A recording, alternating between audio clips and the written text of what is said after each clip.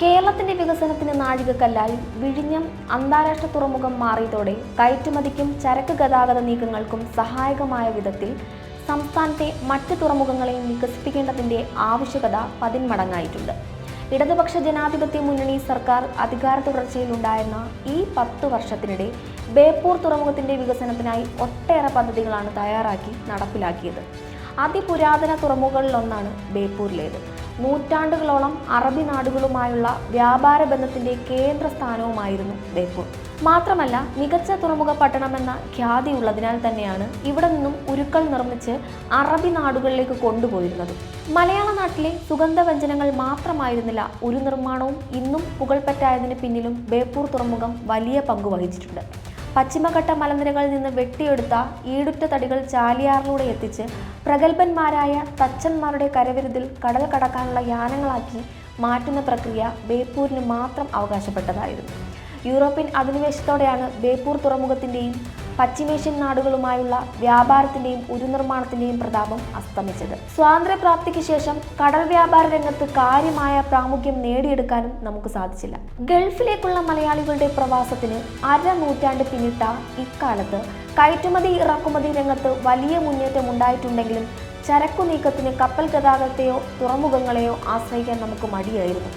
ഏറ്റവും ചെലവ് കുറഞ്ഞ ചരക്ക് ഗതാഗത സംവിധാനമാണ് തുറമുഖങ്ങൾ കേന്ദ്രീകരിച്ച് ലോകത്തെമ്പാടും നടക്കുന്നത്.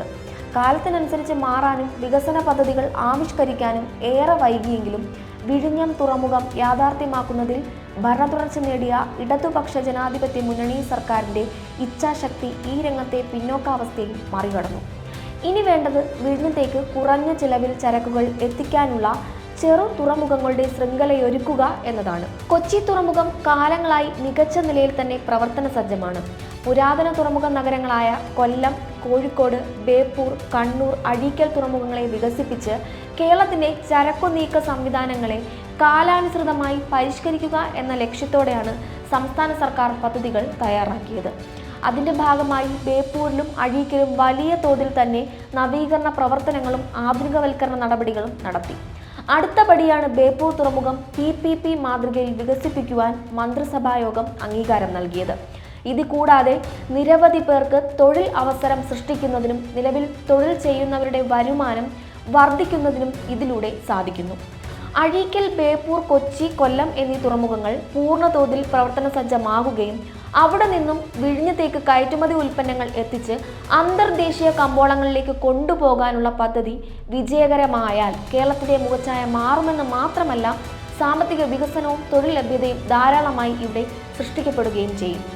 കുറഞ്ഞ ചെലവിൽ കപ്പൽ യാത്രാ സംവിധാനങ്ങൾ ഒരുക്കാനും ചെറുകിട തുറമുഖങ്ങളുടെ വികസനം സഹായകമാകും.